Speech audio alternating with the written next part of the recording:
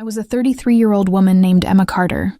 I worked as a school counselor in a quiet little town in Michigan, where life moved at an unhurried pace. My days were filled with listening to students talk about their struggles, helping them navigate heartbreaks, friendships, and fears.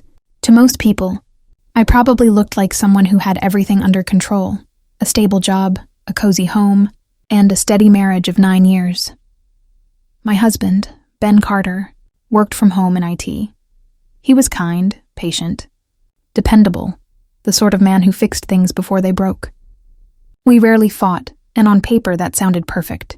But in reality, the silence between us had become heavier than any argument could ever be. It was the kind of quiet that filled every corner of the room, even when we sat right next to each other. We had slipped into routine: dinner at 7, a show before bed, then lights out. Back to back, no spark, no warmth, no laughter that lingered past a moment, just two people existing side by side, not unkindly, but without connection. The marriage hadn't failed exactly. It had simply faded. I used to think this was just how long-term relationships worked: passion dissolving into companionship, conversation shrinking into habit. And maybe Ben thought the same. We both sensed the distance but didn't have the courage to name it. Then, one ordinary evening, something happened that changed everything. I had just finished folding laundry, stacking shirts and towels in neat piles, a small comfort in the monotony of my life, when Ben came to sit beside me. There was a seriousness in his eyes I hadn't seen in years. He looked nervous, but there was also a quiet determination in his face. "Emma," he began, his voice steady but soft. "I've been thinking," I smiled faintly. "About what?"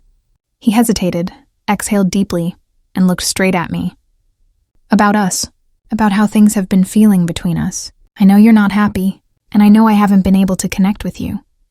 Like before, for a moment I didn't know what to say." His honesty startled me because it had been so long since we'd spoken with that kind of truth. "You're right," I finally said. "It's not working, and I don't know how to fix it." He nodded slowly, eyes searching mine. Then he said something that felt like both a blow and a strange kind of relief.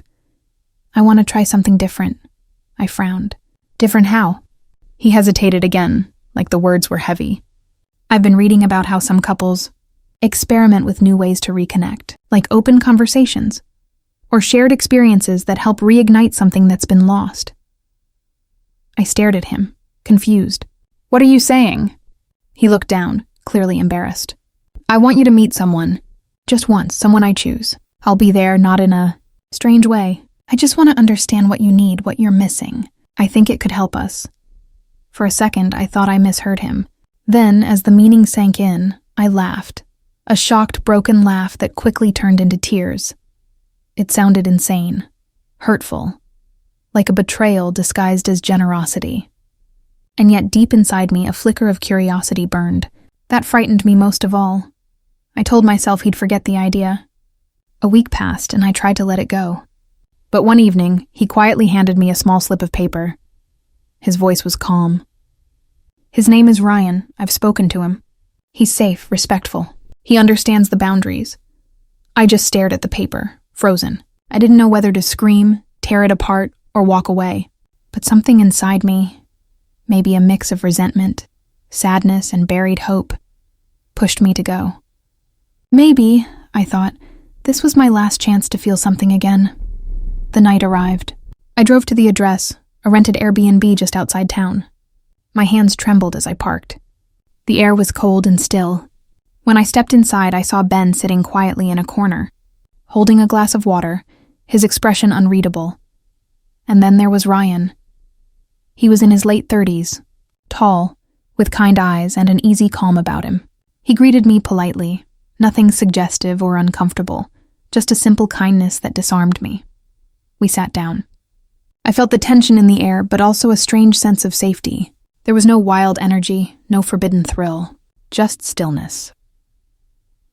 Ryan started talking, gently, like he was speaking to someone who'd forgotten how to be heard. "How have you been feeling lately?" he asked. I wanted to say fine, the automatic answer I always gave. But instead, I found myself talking, really talking, about loneliness, about how invisible I sometimes felt, about how I missed laughter that came from the belly, not the polite kind that ends too soon. He listened, really listened, the way people do when they aren't waiting for their turn to speak. When he asked, "What do you miss most about your younger self?" I broke. Tears slipped down my face before I could stop them. "I miss feeling alive," I whispered. "I miss waking up excited for the day instead of just getting through it." Ryan didn't rush to comfort me. He just nodded softly, understanding in his eyes. Then, as I tried to collect myself, he said something that stayed with me. "Sometimes," he said, "we lose ourselves quietly. Not in big moments, but in small daily compromises we don't even notice." I laughed through my tears. "You sound like a counselor," he smiled. "No, just someone who's been lost too." At some point, he reached across the table and took my hand. His touch was gentle, not romantic, human. That simple connection undid me. I hadn't realized how long it had been since someone had looked at me like I mattered. And when I looked toward Ben, he wasn't angry. He was watching, eyes glistening, as if something in him finally understood. He gave a slow nod, a silent acknowledgement that this moment wasn't about betrayal. It was about release. We didn't stay long. The meeting ended quietly. There were no dramatic goodbyes, no lingering touches, just a feeling, like something had shifted deep inside me. The drive home was quiet. But when we walked into the house, Ben turned to me and said softly, "Thank you. For trusting me, for trusting us. I didn't realize how much pain you were carrying." I nodded, tears threatening again. I didn't either. In the weeks that followed, something unexpected happened. We began to talk. Really talk about our fears, our pasts, the things we'd both buried under years of routine. The walls that had kept us polite but distant started to crumble. We began therapy soon after. Not because we wanted to fix something broken, but because we wanted to rebuild something real.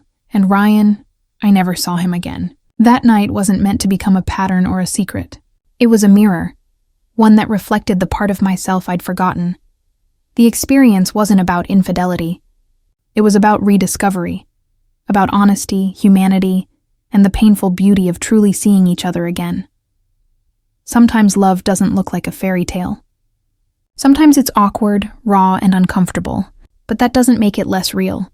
And if you're wondering, yes, Ben and I are still together.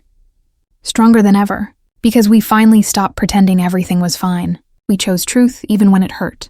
And in doing so, we found each other again.